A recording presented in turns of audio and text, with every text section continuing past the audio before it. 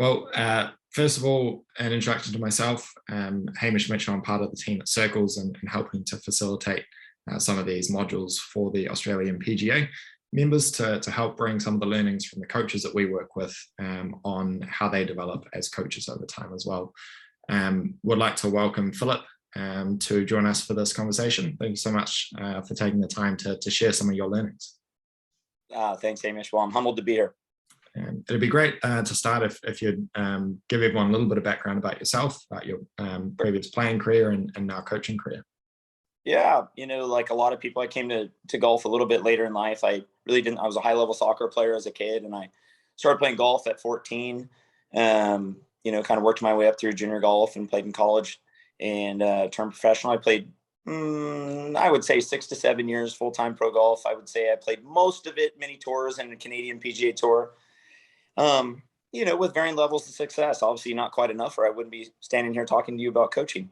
But it was, obviously I feel very blessed that I was able to pursue my dream.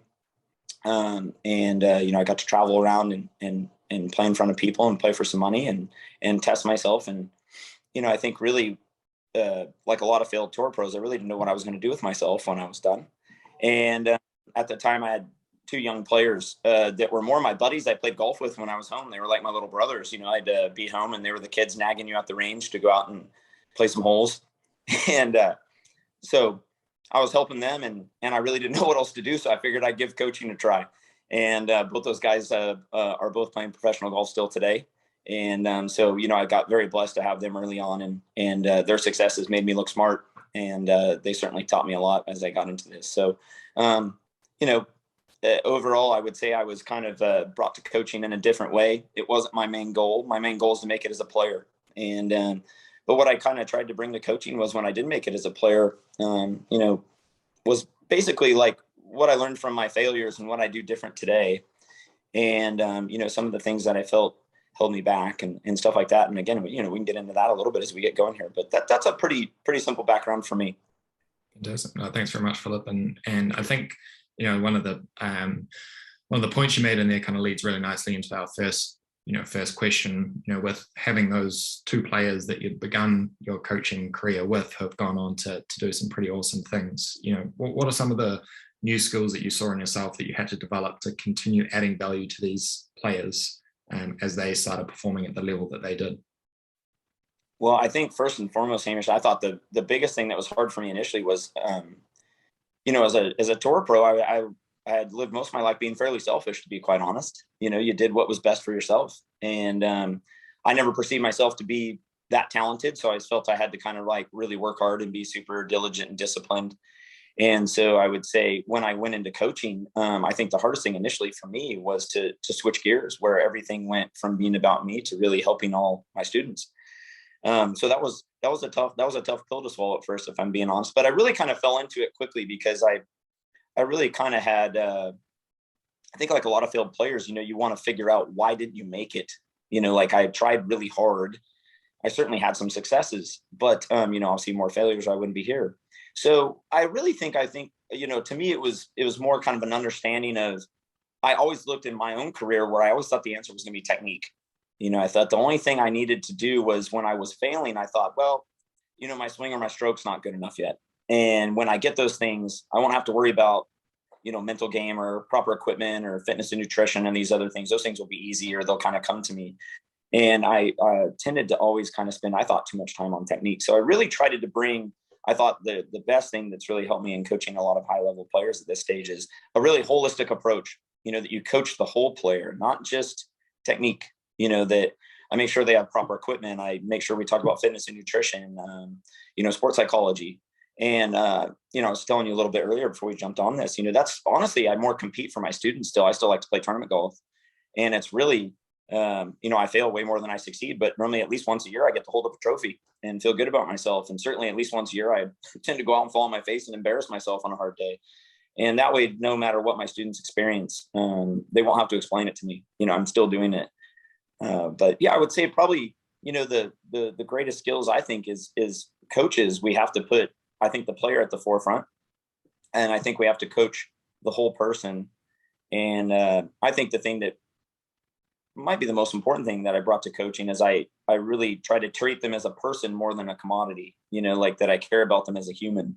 And, I found if you can coach up self-image and create, this mentality that, people are loved and cared about, and you produce the right environment, that they can really thrive. I think there's two things that really hit me with that. And the first is that you continue to compete to stay in that mindset, to be able to share that passion with those players, right? Which is really important for you to be able to deliver that kind of holistic service as a coach. Yes, sir. Yeah. I think, like a lot of people, golf, we were talking earlier also, there's no substitutes, right? I mean, there's no relief. You're out there and you're really exposed. And, I would say that's the most humbling aspect of the game. And then I tend to really feel you enjoy the victories that much more because of how hard earned they are. You had to fall in place probably, I think I have 20 something pro wins, let's say a handful of those are in a decent or a good field, that you're pretty prideful that you beat a good field and stuff like that. I've probably played hundreds of professional events. So, I mean, I'm a 90 something % loser when you really look at it. And, I think that's what golf really is, isn't it? Because I think winning is different based on, on any given day, all you can do is the best version of yourself. And so I try to get all my students to really focus on that. There was some very satisfactory weeks when I was playing where when I might make a cut and shoot under par when I knew I had not a high level skill that week, but you played with a lot of heart and determination and you kept your head on straight. And by the way, anyone who plays golf with me knows I struggle to do that. I tend to get a bit emotional when things aren't going well. And, so I think the competition for me keeps it current in my mind, what my students are experiencing. And at the very least, I think it's important for all of us as teachers, if we're going to share with people what we like, I think in some regards, you have to be able to kind of do it, or at least demonstrate it a little bit.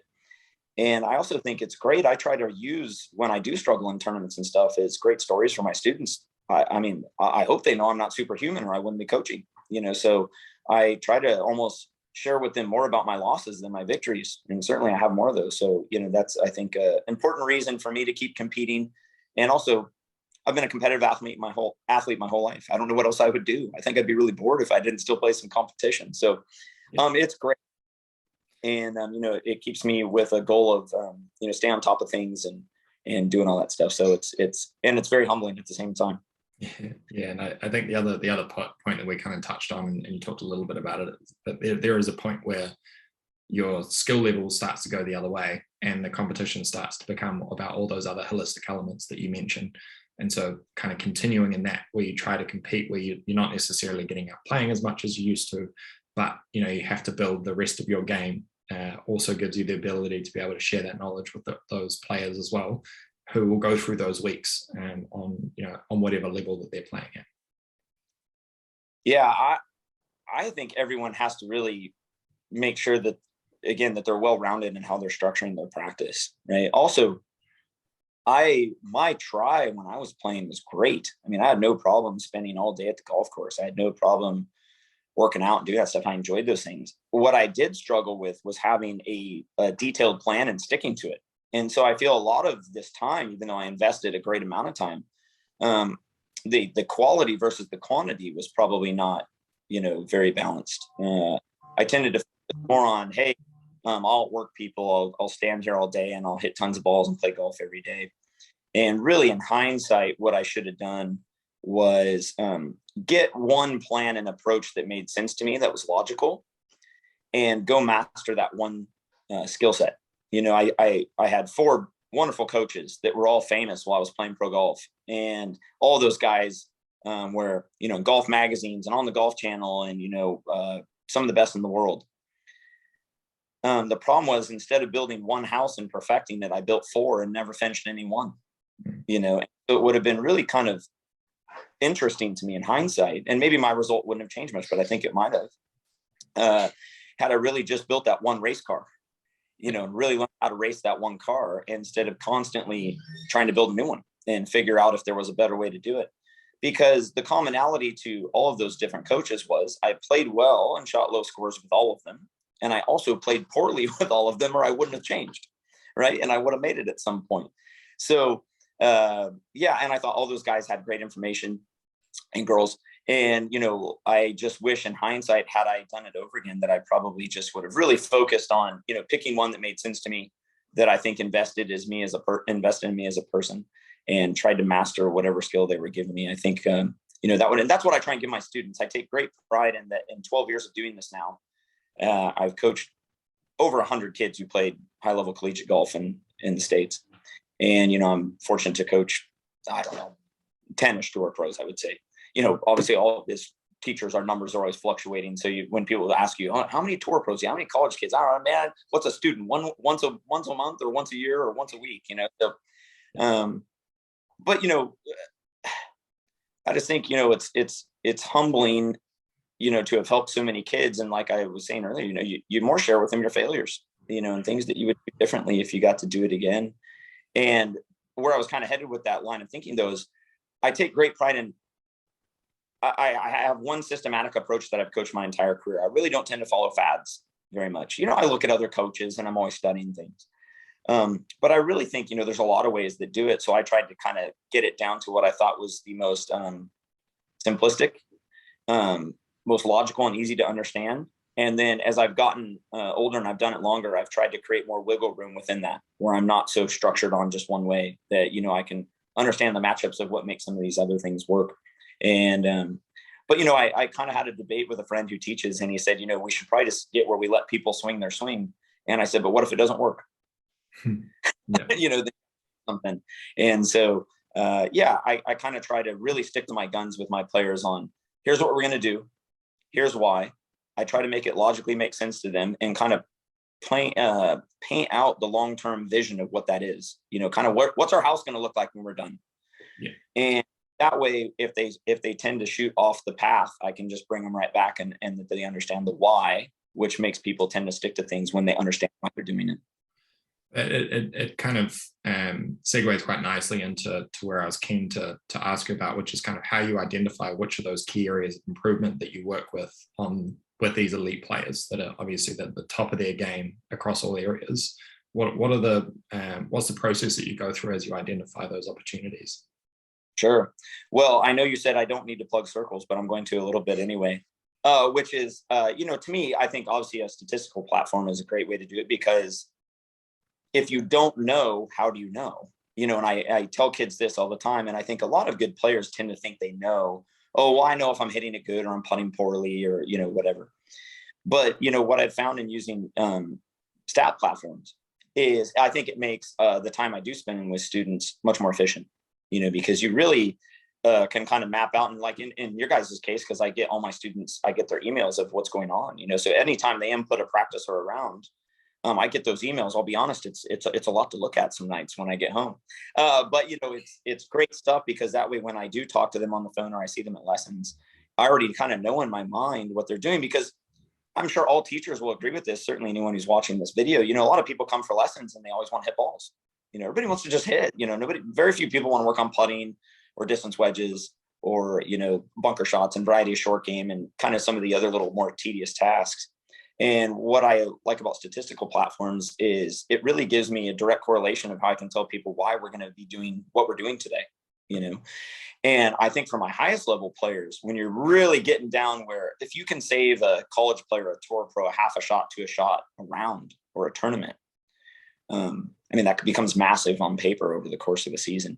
And so you really get down to there, you have to look more deep than just what you see on the range. Off stats platform, I would say just getting to know my students is important. I try to be a pretty open book. My wife and I don't have kids, so I have a little extra time off the clock, so to speak, that I can interact with a lot of my students. And, I get to know them, beyond golf. And, when you get to kind of talk to them or go play some golf, or occasionally I can, go caddy. That's getting harder as I've gotten busy. But you learn a lot more when you learn about them as a person and as a player, and really get to see them more in the playing environment. Because I think at a high level, when you start coaching really good golfers, everybody looks great in practice. If you go to a pro event or a high level college event in the States, you walk down the range, you don't know who's 15 under and 10 over. Everybody on the range looks great. They're all hitting, especially today, all these boys are hitting 320-yard fades up in the air, and they all swing 120 miles an hour with the driver. And, because I think the coaching's gotten better over the years. A lot of them have cool technique, or at least technique that you watch and you go, oh, hey, that looks like it would repeat and hit a shot. So, but yeah, I think, the combination of those things, interviewing my students and getting to know them, having statistical feedback. So I know that when they're there, that we're maximizing their practice time, because I'm getting more and more aware. It's not that I want players to spend less time at the course. I just want it to be optimized. I want that time that they are there, that they're getting a lot out of little. And especially now, because I teach 40 or 50 hours a week, so I don't have time to practice and prepare for a lot of my tournaments. The good news is the rare occasions I do get to play or practice, I have a really good idea of what needs to get done, because I'm really strong in my beliefs at this stage. And I really kind of understand through TrackMan data and other things, how I would attack those things. I think my last thought on that would be, I think kind of the next frontier beyond stats and getting to know your students is also really starting to investigate the human mind, and I think that that's something I'm constantly studying and learning about now, which is how to create this it factor to a person's mentality. I always call it, planting the seed of being a champion, and you kind of just filter these little things in these guys and girls' heads as you coach them over the time. And you try and plant the seeds that I, talk about that you can pour water on and fertilize as they really get good, where you kind of make them feel they're special, like they have a special talent and they're capable of things that maybe a normal human isn't. And that would be the one thing I see in the top players that I coach. They really get where they believe that, they think they're different than everybody else. They almost, not even in an arrogant way. They just kind of think like, yeah, they'll watch another player in their group make a 40-footer and they think that's lucky. And when they do it, they just think they're that good. And, but the commonalities to some really top players I've played with, been around, stuff like that, coached, they believe it in here. They don't say it, they believe it. And I think that's huge. So I think the human mind would be, really the next frontier in coaching as well. Yeah, well, that's a super interesting insight. Thanks. And you touched on a little bit earlier, some of the structure, and that you tend to stick with a constant in the way of which you coach and you build programs out for those players. Could you talk a little bit around the way in which you structure your coaching program, especially with players that have those different needs? Yeah. So I always start out with, I kind of joke with everybody that to me, I teach in a sequence, and I kind of like to compare it to even maybe like martial arts, which is, day one, or at least when I was a kid, I took it briefly. The guy taught me how to stand like an athlete, how to engage your core and how to stand like an athlete. My second lesson was we did slow motion punch, a basic punch, until it was perfect. And, from there, he started going through the sequence, and that's why they give you belts and reward you as you go and things like that. I think that's ingenious, really. I don't necessarily hand out belts to my students, but I always kind of joke, if Tiger Woods came to see me tomorrow, his first lesson would be very similar to a beginning player with me, which is I would just go over the concepts of what I like and why. I would run them. I have these couple basic drills that have everything to do with golf, but that are not golf, to get people back to being a human and an athlete and kind of explore their instincts, or, God-given instincts, I like to call it, which is no one ever had to teach us how to walk, right? I mean, we watched others do it. We observed it. We knew what it was, and we figured it out. And so, I have a couple drills that I like to tie into that. I mean, again, if you want to go over that, we can go into what they are. I don't think they're anything all that exciting. They're just cool. And I just kind of walk people through that process, and you can kind of see it really hit them where, you can get them to buy into something because it comes logical to them. And you can kind of compare it to other things that they've done, right? Like walking or eating, where we don't know how we do it. I don't know how my elbow moves when I eat. I don't know what my knee segment does if I kick a soccer ball. Those things. But I see a lot of people coaching that these days, right? And that's why I worry about, why I think as coaches, we all have to continue to play, because I think we lose sight of what it's like to play the game. We get into the biomechanics and geometry and physics of what all this stuff is, and we lose sight of that it's a sport. And that most of the other sports we played, we got very good at them very quickly because we didn't know exactly how we did them. We just saw what they were, and we were able to do that. So I kind of start there with just the basic principles of what I like. And then as I go through, I'm evolving all the time. I'm constantly evolving with the player. Like you try things and you see what hits home with them and what doesn't. So people learn differently.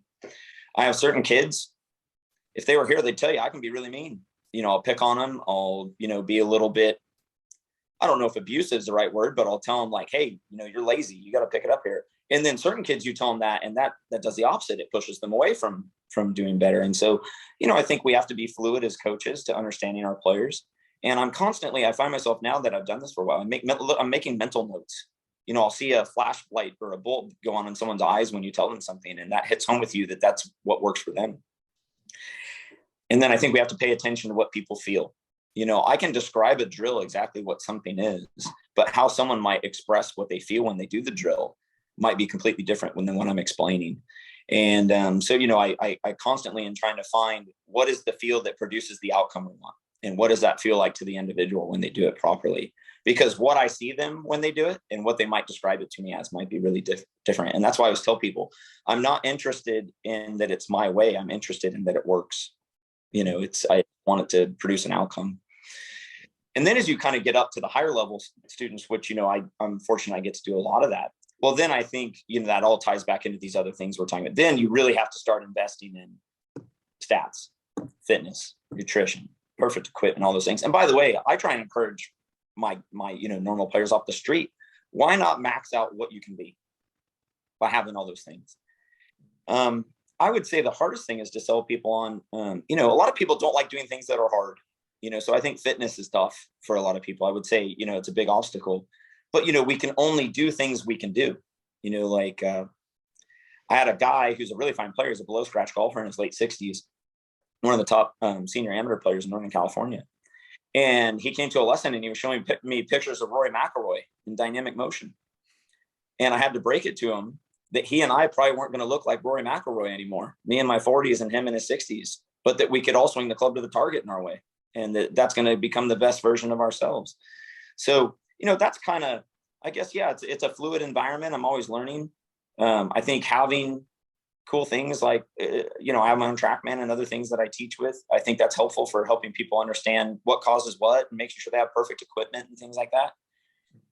But I really all think it comes down to skill. And that's honestly why I've loved being involved with you guys so far, because I can sell people on the skill we have to build if they have a tangible thing they can see that would show them what to do, and I think that's where, having this whole plan and being able to kind of have reference, I like to call it, whether that's, a platform like Circles or taking videos or TrackMan data or, working with your physio and having them show you improvements in your body or your flexibilities and things like that. I think all those things are just accountability, aren't they? And it paints this one picture of how you're going to build this house to be the best version of yourself, as a player. Yeah, and I think there's a number of things you're talking about in terms of closing that loop, right? Focus practice out on particular areas with the right feels to get an output, and that's where things like statistics feed in really well, because there's an objective kind of response to that, and you can say, okay, this thing has worked and this thing hasn't, to kind of build more around that, understanding of what you may need to do as a coach to adapt your approaches with different kinds of players and to help them get the outcomes that they're looking for in the shortest amount of time. Sure. I think, for me, it's also, I always tell myself if I'm going to ask my students to do it, I should be willing to do it myself. I do try and still stay up on my fitness. I try and eat good. I try and stay hydrated. I would say, honestly, where I come up short a lot is actually my application of practice, because of, I don't block off the time and or make the time when I can, but I try and stay up on those other things, because I always joke with my high school and college players, if I can make time to work out, why can't they? If, I can go out of my way to try and eat good and take better care of myself, why shouldn't they? And that way, occasionally I'll have a student myself and we'll hold each other accountable, where, hey, I had a kid a couple of years ago, he didn't like working out. And so I said, well, hey, if I'm going to do 3 or 4 days a week, I want you to do 3 or 4 days a week. And at the end of the week, we'll text each other and hey, don't lie to me and I won't lie to you. And we'll see how we do. Well, that was helpful to me a lot of days when I was tired and I didn't want to work out. That got me out of bed, because I wasn't going to tell him I didn't. And so I think some of that stuff's, important and it tends to, I think sometimes inspire kids, that you show that you care. I don't, not just kids, I think humans. I think we all like to feel that someone's invested in us, and that someone cares about us beyond just what we're paying them for. And, so I try and do those extra things whenever I can. My wife would probably tell you, I spend a lot of nights on the phone texting with students, at 10 o'clock at night. And sometimes it's not even about golf, it's just about life. But if you're going to coach the whole player and like I said, coach up their self-image and their mentality, we're all as coaches not going to have time to do all that. But I think, the best we can do is going to do them a great service. Oh, that's all very insightful, and we'll wrap it up here and end the recording to be able to pass it through. But Philip, just wanted to say a massive thank you for taking the time to share the experience that you've built over the years, both as a player and now as a coach, and being able to share that with more coaches around as an ability to be able to help players, which is all of our objective. Absolutely, Hamish. Well, I really appreciate the opportunity to sit here and speak in front of a bunch of other people who are helping others in this game. I think coaching has been very rewarding for me. I feel good every day when I get home that you're helping people enjoy a sport that they love very much. And I've built lifelong friendships through coaching. I have kids that I coached all through high school and college that are 30 years old now and have their own families and kids and really don't even golf anymore. And I keep in touch with them, so that's pretty cool. And I think especially for me, because my wife and I don't have our own kids, all my students, to a certain degree are my family. And so that's been very rewarding to get to help some of these young people succeed in life. And I think also it's been good for me as an accountability to keep my own game semi-sharp and, maybe stay in shape and do some of these other things. Because I'll tell you what, it's getting old having all my college guys and tour pros hit it 30 yards by me. It's very humbling. All these young players, we're bringing so many athletes into the game. And that's what's really great about golf, which is we're getting a whole different section of people now that are playing. Tiger really made it cool, didn't he? Yeah. He brought it in. Yeah, Tiger's only a year and a half older than me, and he's my hero. So you look at that, and he really made it cool, and I think he brought awareness to mental. Because I think that certainly stood out for him as a young player, and still does. I mean, look at what he's gone through. I have the other side of some of the things maybe we don't appreciate about how he lived his life, but I think we all have to admire his work ethic and his attention to detail and his stick-to-itiveness. And I think especially in the times that we're in right now, showing human beings that things won't be easy and that sometimes you have to fight for them. Pretty absolutely. Very humble. Your passion shines through. It really does. So appreciate all you give to the sport and everyone that gets involved in that, and to all the coaches that are going to be watching this as well. It's much appreciated. Thanks, Philip. Thanks, buddy. Appreciate it. Cheers.